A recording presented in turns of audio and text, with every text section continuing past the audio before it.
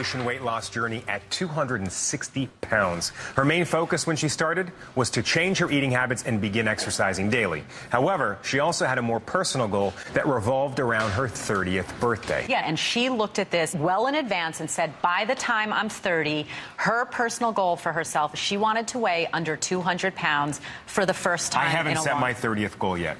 But very funny. Before then, I will. I really will. You mean 30 plus 10 or something. But she really became very aggressive, and she went at this with full force. She set the wheels in motion to make this happen. Take a look. I thought I would give you an update on my second day of working out. I'm off to a really, really good start. I figured the way to keep myself motivated was to give myself goals. I have about 13 weeks until I turn 30, and I weigh 260 pounds, and I haven't been under 200 pounds since probably 7th grade. So the first goal I set was reaching under 200 pounds by the time I'm 30. I think it's time to bring in a new decade feeling good, feeling like the way I imagine myself looking at 30. I live in New York City. I'm always out, I see a lot of plays, and I always have somewhere to be, so dinner and all of my meals are out. So the second goal that I set was to say no to, no, I can't go to dinner, no, I can't go to this party, and really just spend a lot of time focusing on me and my workouts and my diet and what I'm doing. This is what I'm fully committed to. This is all my time is dedicated. And in saying no, I'm saying yes to myself to reach my goal. She's on her way. Yeah, she is.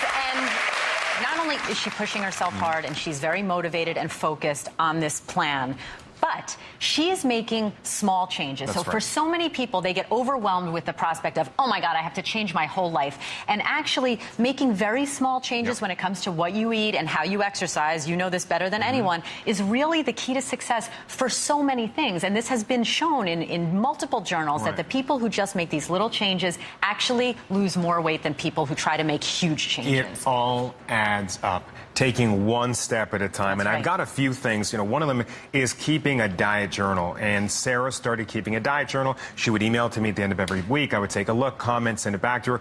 Now, there's tons of apps. You can get them on the computer, whether for your phone, This on is your own yours. computer. Let me just see. Now, It if says you're chocolate chip one of cookie. the few people out there who still owns a real pen or a real pencil, you can actually write them down on paper. But for the rest of us, just keep track on your phone. It's a great thing to do. And people who do keep track are 50% more likely to reach their diet Well, goals. they're much more accountable. They have to look at it at the end of a day or week and say, oh, I did well, or oh, I need to do some more. They process it 3 times. One is when they have to recall what they ate. Second is when they write it down. The third is when they read what they've written. So processing it 3 times is important. The second thing is making sure that you eat your fruit. Look, I love juice. Who doesn't love juice? It's delicious. It's a treat, and it should definitely exist. However, it does not take the place of real fruits. You definitely need to eat your fruits. The skin, the seeds, that's where all the nutrients is, the fiber, the satiety. And I say, and you and I have debated this slightly, so many people drink fruit juice and they think, oh, it's healthy, I'm getting my vitamins. I say, don't drink your calories. There's so many delicious things to eat. Reach for a beverage with no calories, like water, sparkling water, coffee if you want,